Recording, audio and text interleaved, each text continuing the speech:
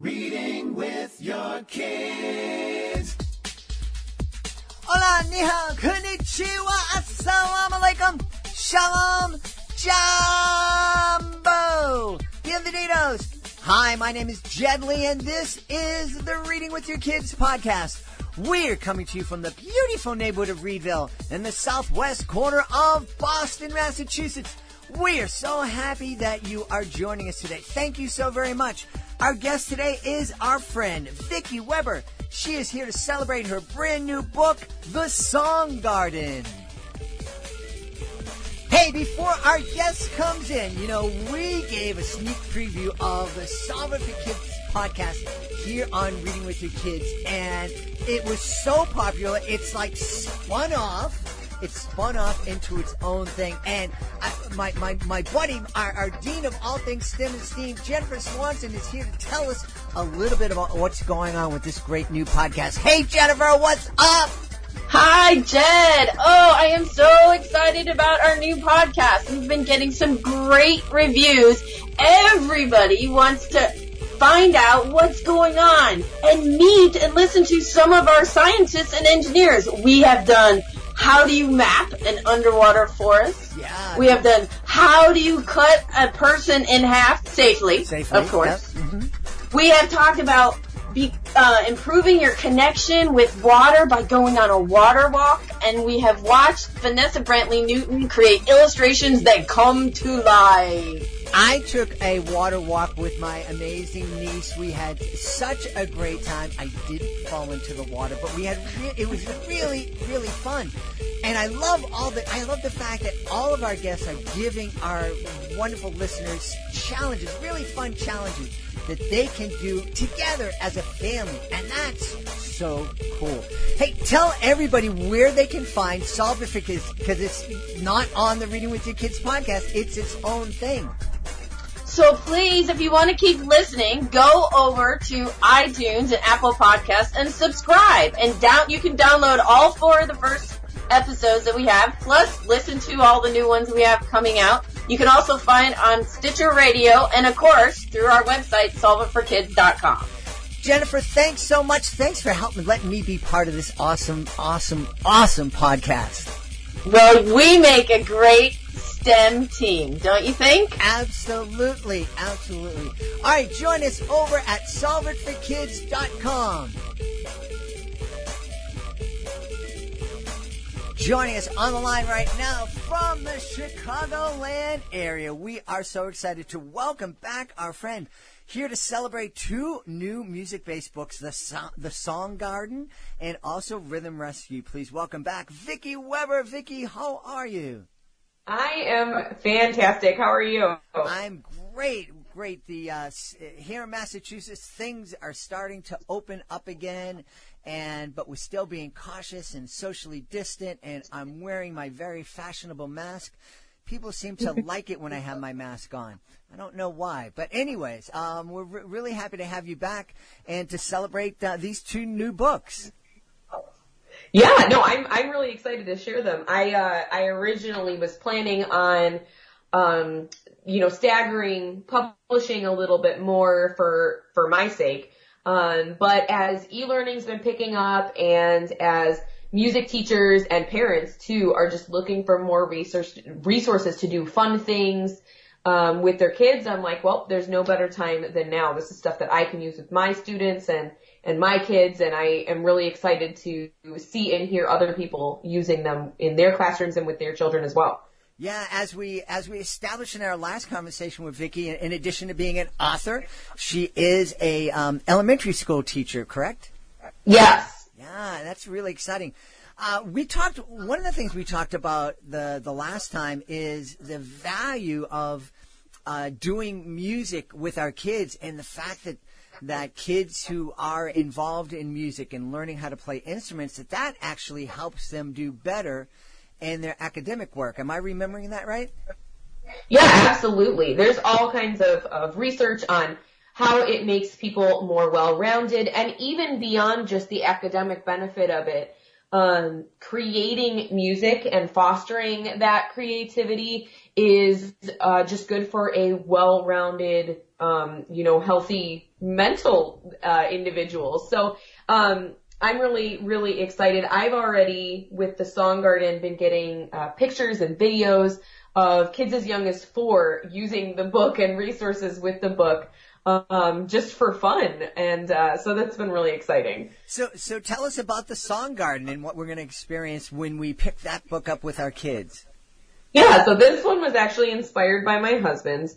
And in the Song Garden, just like on music, there's 5 lines and 4 spaces on a staff. So I had my illustrator turn those 5 lines and 4 spaces into rows, like in a garden. And so all of the songs that are pictured in the book, they have little flowers in place of the notes. You can actually play those on the piano if you wanted, but it's not necessary to just read and enjoy the story. So the main character's name is Kala, and all of the characters in the book have floral names. And the town has a showcase every year where they create song gardens, and then they share them with each other at the end. And Kala always makes one with her family, but this year she wants to make one of her own, and she struggles with having a creative block. And so the story follows her and how to overcome that creative block. Wow, I could use that sometimes.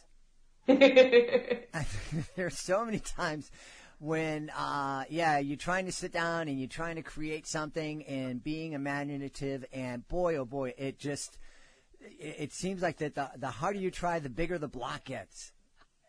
Yeah, and one of the things that she says in the book is just, that her mind is blank, and she walks around and she sees all of her friends making these beautiful gardens, and she just keeps getting discouraged.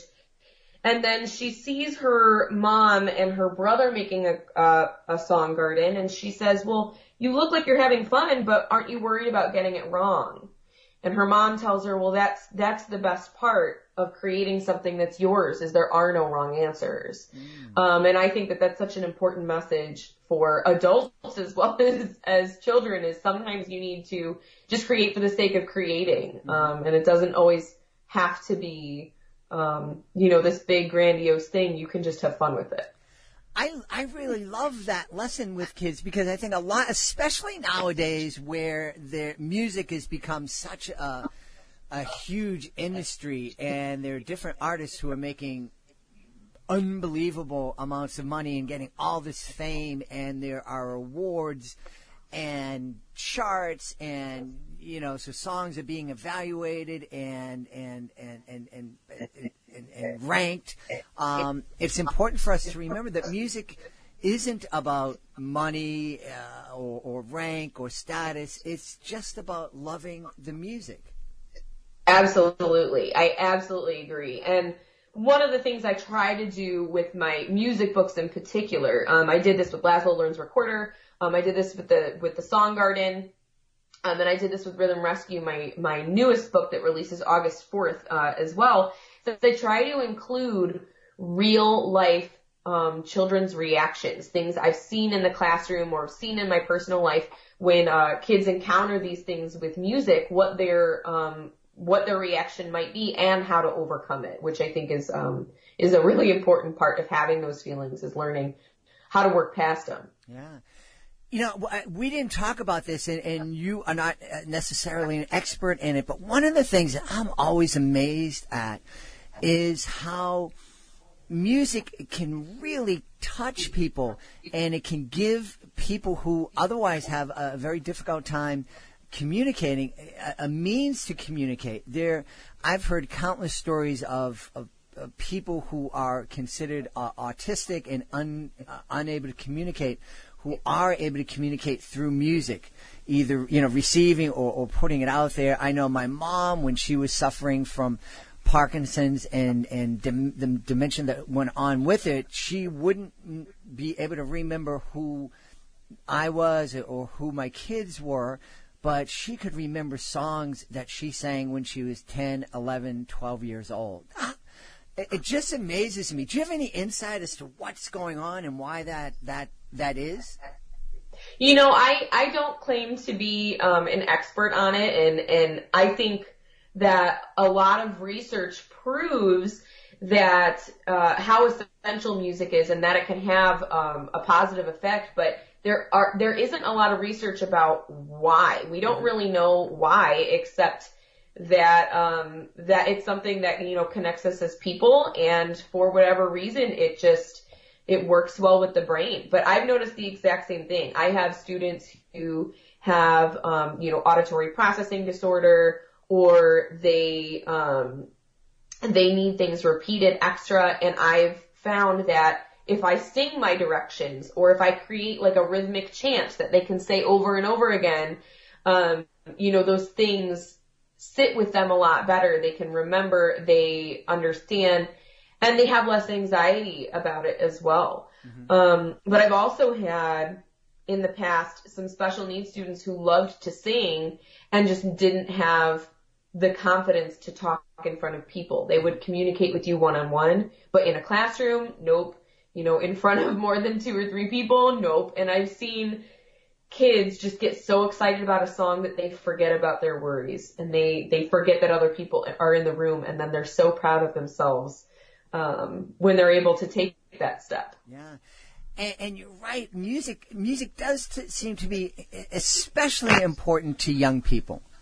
And yeah, absolutely. It's really, I feel like it's close to play. You know, it just is so close to play, and there's all kinds of data on how when kids are playing and interacting with things that they're learning textures, they're learning, you know, about objects, they're learning about consequence, you know, when they hit things on stuff.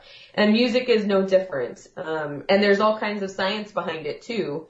I had some students during e-learning who I said, okay, with your parents' permission, go around your house and see what you can use to create instruments.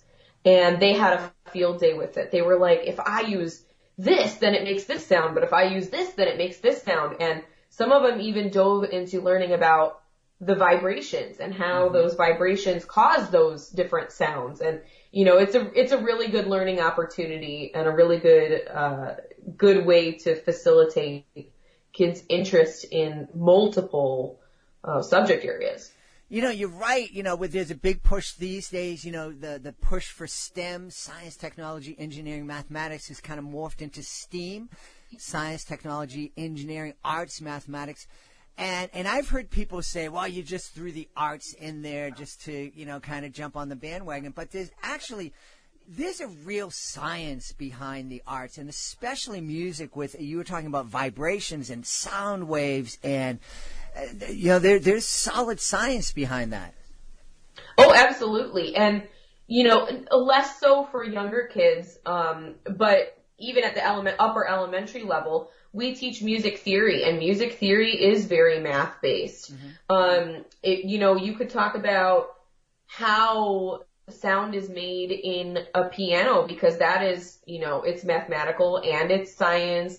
But yeah, the arts in general are a huge part of pretty much anything that is being innovated or invented. And I think something that people forget about with STEAM as well is that the mindset taught with STEAM is problem solving and being innovative. And that goes beyond just here's a problem, here's a solution, or here is your prompt, try and create something for said prompt.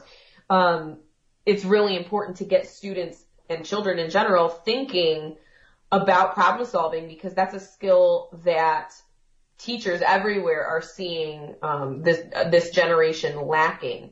The confidence to be independent and the ability to think through difficult situations emotionally, mentally, academically, socially as well. Now that's an issue that we've kind of touched on in different ways here.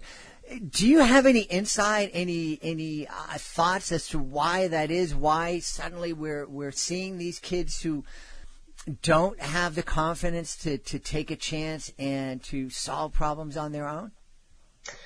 You know, I think a lot of things feed into it. You know, I've seen a lot of parents may have the attitude of, well, it's faster if I do it, because we live in a society where we are go, go, go, go, go. We are in all these activities. We have so many things to do, and there's only so many hours in the day. So I do think that sometimes parents are like, well, it's faster if I tie their shoes. It's faster if I do this. And once you're in that mindset, it's hard to get past that, and it's hard to, sit there and spend the hour teaching them, how to tie their shoes or whatever it is. But it is essential for kids. So I think that's a contributing factor, but just like anything, everybody's in different situations, and everyone has different, parenting philosophies and abilities depending on, what their home life is like. Yeah. You just brought to mind this memory, and I apologize for going off on a tangent here, but there was I was performing somewhere in the classic Cafe Gymatorium, and there was 500 or 600 kids in the space, and I'm up doing my thing, and the kids are sitting on the floor, and there's some preschool kids sitting right in the very front row. And this one kid right in the middle of the show stood up, and he walked over to me and said, "Could you tie my shoe, please?" and the teachers were horrified, but I thought it was just the cutest, sweetest little thing that, this kid trusted this stranger that was making all this noise on stage to tie his shoe. Well, you know what? I give that kid credit, because what I get more often than not is in the middle of me doing something, I just get a kid come up and shove their foot in my face. And they hold their foot out, and I'm like, "Excuse me, can I help you?" And then they're like, "Oh, can you please tie my shoe?" And I said, "I'd be happy to." But so I give him an A+ for his manners, because that's something else that we need to keep teaching. Yeah, absolutely. I think this was, to be very honest, I think this was down south somewhere. So that, yeah, and there's definitely, there's no. I don't mean to stereotype, but kids in the South tend to be a little bit more politer than kids in the Northeast and in Chicago.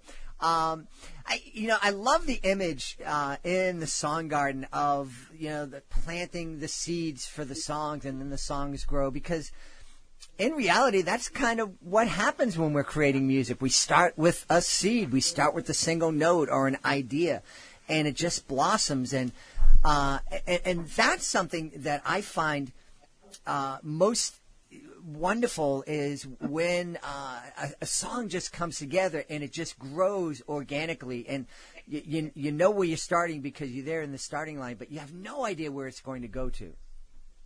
Yeah, absolutely. And that there are so many things that I wanted to showcase with this story in general, and I think that that's fantastic. I also made the flowers, and this is something that if kids, not required for kids, but the actual flowers in the songs in the book are color-coded, and they're color-coded according to some elementary music instruments. Do you know what a boomwhacker is?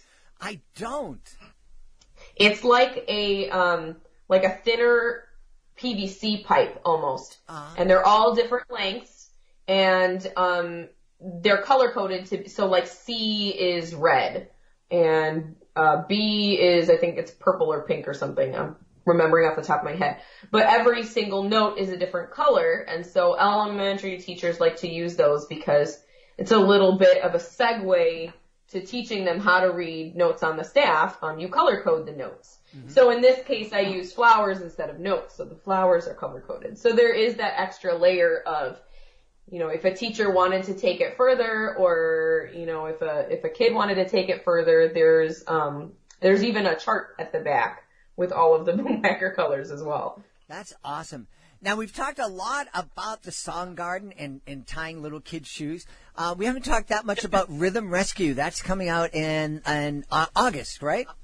Yes, that one's coming out August 4th. And this one I'm really excited about because this is actually the first story I wrote.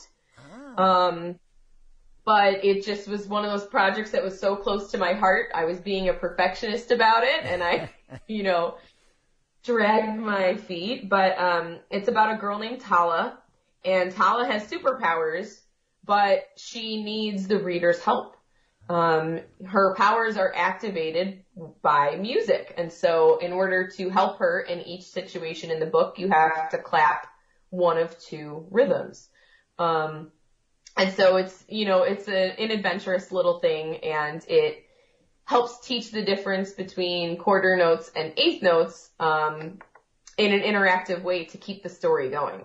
Yeah. Oh, that's neat. That's neat. Being an old drummer, I love rhythm, and boy, that's something that you can just get lost in, and just kind of, I know for me, I can just kind of it drives my wife crazy. Start banging banging a rhythm on the steering wheel as I'm driving, and it's relaxing for me. Not so much relaxing for the people in the van with me. Yeah. So where did that inspiration come from? So, Laszlo Learns Recorder is interactive as well, but Rhythm Rescue was my first idea, and I was thinking about it one day. I was in the library, and I don't remember why. I think I was supervising another teacher's class while they were in the bathroom or something. But the librarian was reading a story to the kids, and it was one of those books where it's like, the character's doing something, and then the book says, tilt the page to do this, and, shake the book, and all of this stuff, and it makes the character do crazy things. And the kids just loved it. And I've seen books like that before, but that was the moment when I said, well, why can't we have this with music? Mm-hmm. What is stopping me from making something interactive like this using music? And so that's kind of where the inspiration for my musical stories came from. Yeah. I want to ask you, as an author, how has this journey, being an author and also being a business person, marketing and publishing and putting your book out there, how's that journey been for you? It's been really exciting, and I absolutely loved it, but I would be lying if I said it wasn't stressful at times. It's just a lot of, learning things you didn't know before, a lot of research, because marketing in itself is an entirely different beast than writing and editing and publishing. So, I absolutely love it, but I certainly didn't expect to, be, this knee deep into publishing in the middle of a pandemic. My first book released, on Christmas Eve. And then my next book released in February. And so, it's all been very, very recent. And I felt like once I figured things out, the pandemic hit and everything I knew went out the window, and it was a relearning process. Yeah, but it hasn't slowed you down, and that's one of the things I love. And I think, there's probably a lot of reasons why you have that resiliency, but I bet you the experience of being a musician and teaching music and one of the things you learn, I think, when you're a musician, especially playing with others, is just that whole ability to kind of roll with the punches and to deal with what life is giving you and to not stop and throw your instrument down, but just kind of go and try to make the most of it.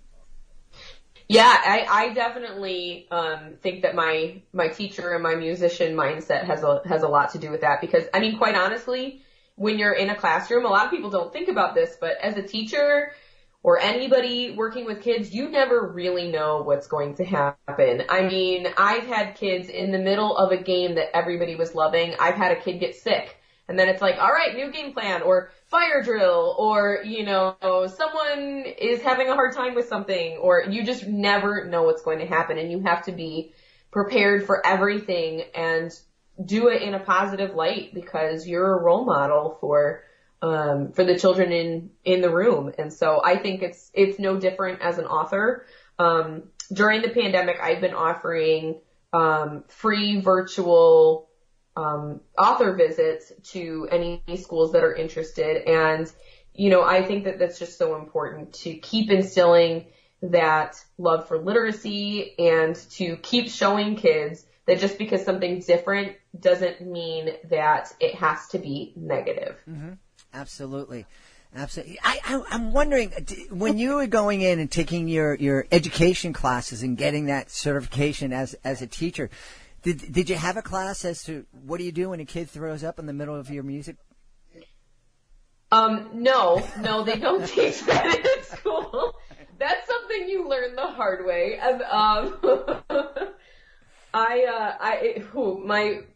I think it was my second or third year of teaching. I don't know what was going on, but it got to the point where I started keeping a cone in my room. Because it was, when you see the whole school and the stomach bug is going around, I mean, there was one week I must have called the janitor at least 7 times. It was insane. But you know what? That's why you always have a backup plan. That's right. That's right. Well, I think everybody's going to want to go out and find out more about the Song Garden and be the first in line when Rhythm Rescue is available. So tell everybody, please, where they can connect with you. Oh, sure. So I'm most visible on Instagram, and my handle for that is @VickyWeberBooks. That is Vicky with a Y. And I'm also on Facebook. My books are all available on Amazon and Barnes & Noble. The Book House in St. Louis, Missouri also carries hardcovers of my books as well if you want to support a smaller business. And Rhythm Rescue, even though it releases on August 4th, is available on Amazon for pre-order in the paperback and ebook versions right now. Yeah. And remember, all you guys, Vicky mentioned supporting smaller businesses. Amazon is great. They have enough money for the moment. But, if there's a small independent bookstore that's in your area that you love, that you want to support, you can go in there and you can specifically ask them to order it. And there are ways for them to get the book into the store, into you. And if enough of you in your area are asking for the book, then that indie bookstore is going to supply it and have it on the shelves. And that would be a real gift for Vicky and other indie authors like Vicky. Absolutely. Yeah. And do you have a website also that folks can check out? I do. It's www.trunkupbooks.com. Trunk like an elephant. Awesome. We have had such a great time speaking to the author of the now available book, The Song Garden, and the soon-to-be-released Rhythm Rescue, Vicky Weber. Vicky, thanks so much for being back on the show. Thank you for having me. Please be sure to join us for the next edition of the Reading with Your Kids podcast. Our guest will be Emily Ferranto. She'll be here to talk about Animals Mate, a book about where babies come from. That's the next edition of the Reading with Your Kids podcast. If you are the author of a great children's book, like our friend Vicky Weber, you may be frustrated by the fact that the traditional ways to promote your book are not available to you right now. School visits are not happening anytime in the near future. Library visits. Libraries aren't even open for the most part. Book signings, I hear there are a few happening outside, but competition for a book signing when space is limited, when options are limited, it's going to be really, really tough. Well, we have something that may just be the thing to help you. It's called the Reading with Your Kids Certified Great Read Program. It's a wonderful program that's helped loads and loads of authors help their books stand out from the crowd of books that are published every single month. We have a great panel, and if our panel believes that your book is worthy of 4 or 5 out of 5 stars, it becomes a certified great read. And with that status comes a whole lot of really powerful tools that'll help your book stand out. Check it out today. Go to our website, readingwithyourkids.com. Click on the Author Services button at the top of the page. Let us know about your book. We'll let you know about our program. Want to thank the folks who made today's show so very wonderful. Of course, want to thank our guest, Vicky Weber. Be sure to check out Song Garden and also Rhythm Rescue. Also want to thank my incredible team, my producer, Fatima Khan, my awesome author ambassador, Peggy Cotto. I want to thank my beautiful wife for all the support she gives me. I want to thank Augie the doggy for having my back here in the studio. But most of all, I want to thank you. thank you so much for taking the time to join us today. And as always, thank you so very much for taking the time to make the world a better place by reading with your kids. I'll be looking for you in the next edition of the Reading with Your Kids podcast.